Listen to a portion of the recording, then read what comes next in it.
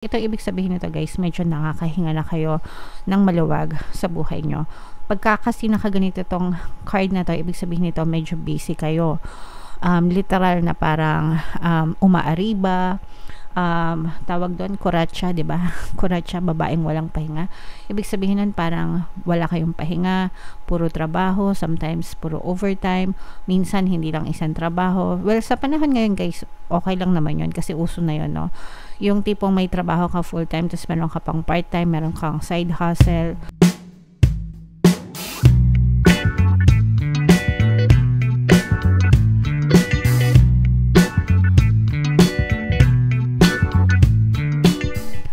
Hello guys, hello Leo, welcome back to Pinoy Pixie Tarot.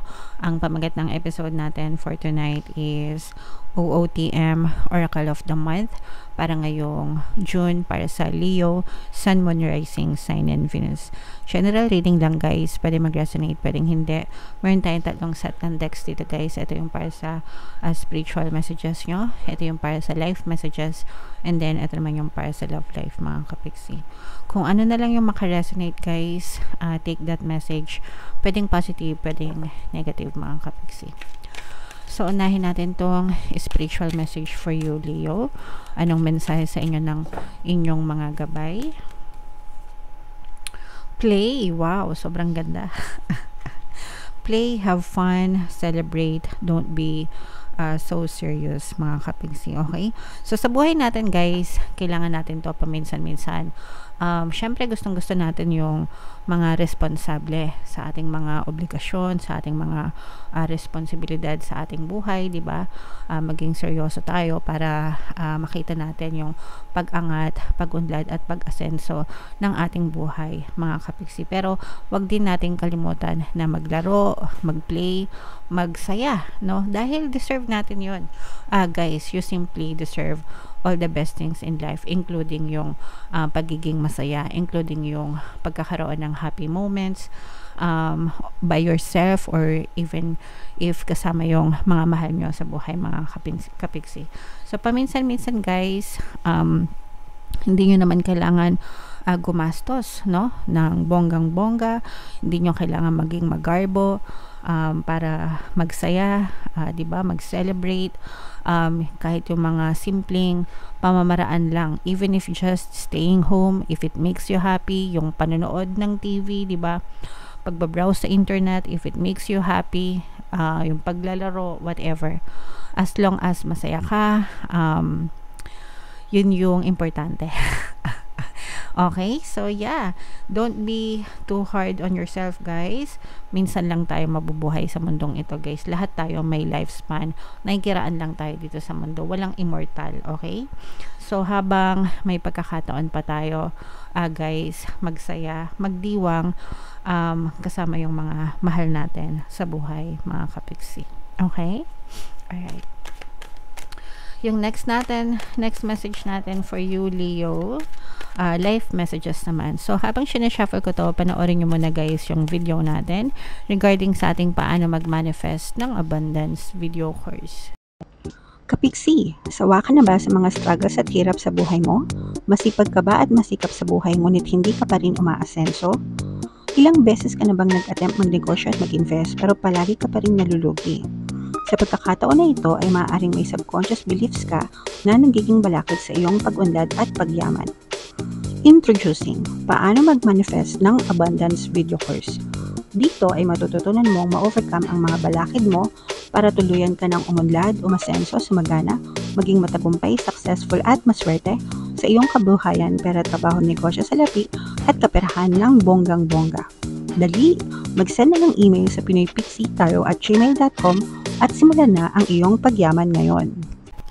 Alright, so sa lahat ng gustong mag-avail ng course guys, may promo tayo ngayong May until May 31. Pwede kayo mamili ng promo guys kung gusto nyo ng 1 free pampaswerte subliminal o kaya naman ay 200 pesos na discount until May 31 yan guys, kaya mag-avail na kayo.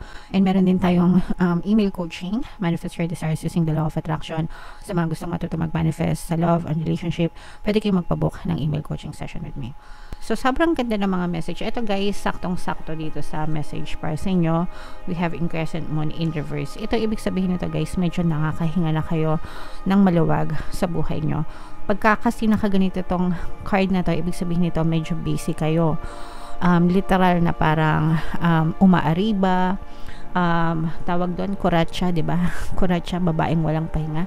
Ibig sabihin nun parang wala kayong pahinga, puro trabaho, sometimes puro overtime, minsan hindi lang isang trabaho. Well, sa panahon ngayon guys, okay lang naman 'yon kasi uso na 'yon, no? Yung tipong may trabaho ka full time tapos meron ka pang part time, meron kang side hustle, meron kang racket, and that, guys, yun na yung bagong normal ngayon kasi sa sobrang taas ng inflation, 'di ba?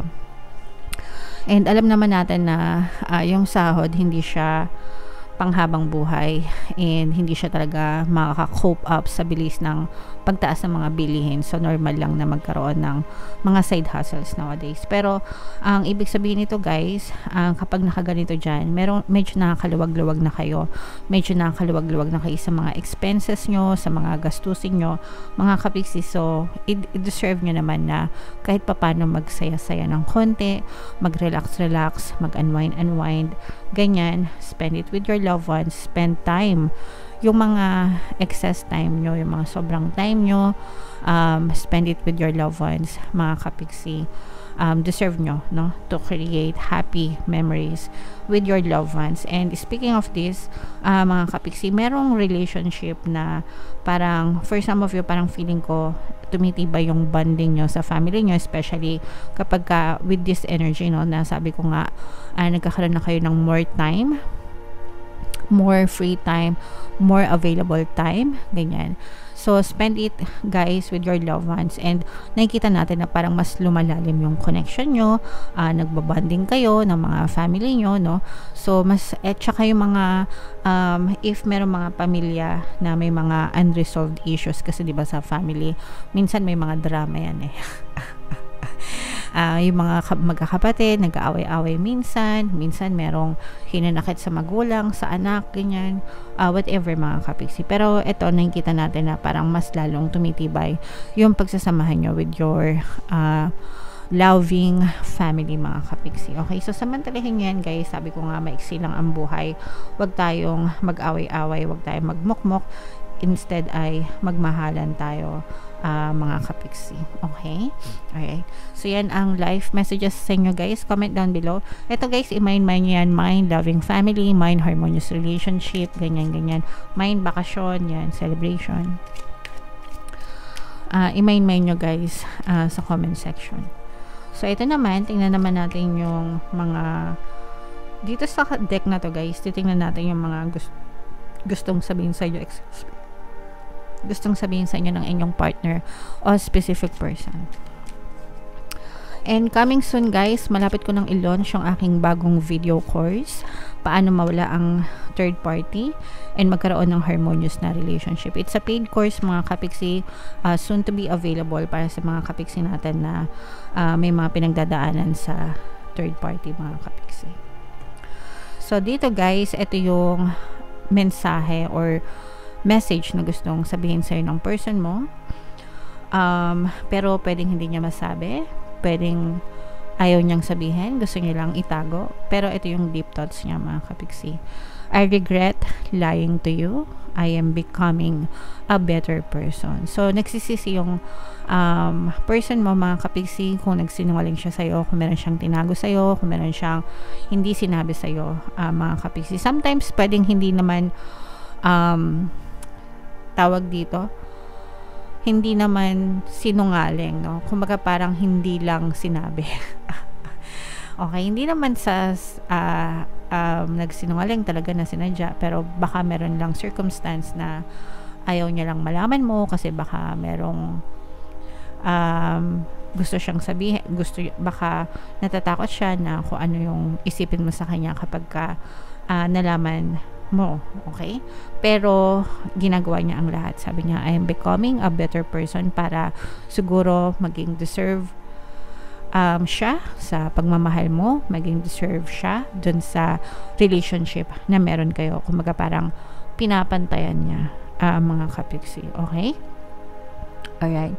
So, pwedeng hindi niya masabi, pwedeng natatakot sabihin guys, pero nagsisisi siya na nagsisinungaling siya, and this person is very sincere, no?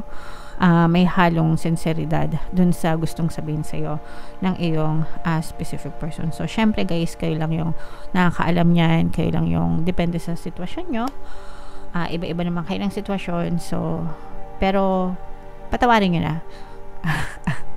Kahit hindi pa humihingi ng tawad, sasabihin na naman dyan, marami kasi nagko-comment dyan, kapiksi, paano ko papatawarin kung hindi naman humihingi ng tawad?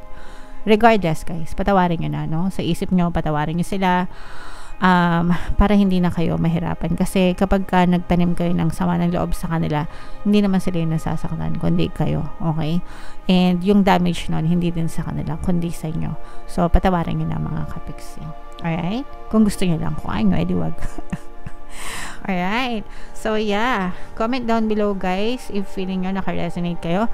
And saang mensahe ba kayo naka-resonate, no? Dito ba sa spiritual message? Dito ba sa life messages? Or dito ba sa love life? Comment down below, mga kapiksi. And ito yung ating mga pampaswerte subliminals. Pakinggan nyo, guys, para makatulong sa inyo. And ito naman yung ating success stories ng paano mag-manifest ng abundance video course. Click here to subscribe, guys, and click here to join our membership program. Thank you for liking, sharing, and subscribing. See you again next time. I love you all, guys. Have a nice day. Bye-bye.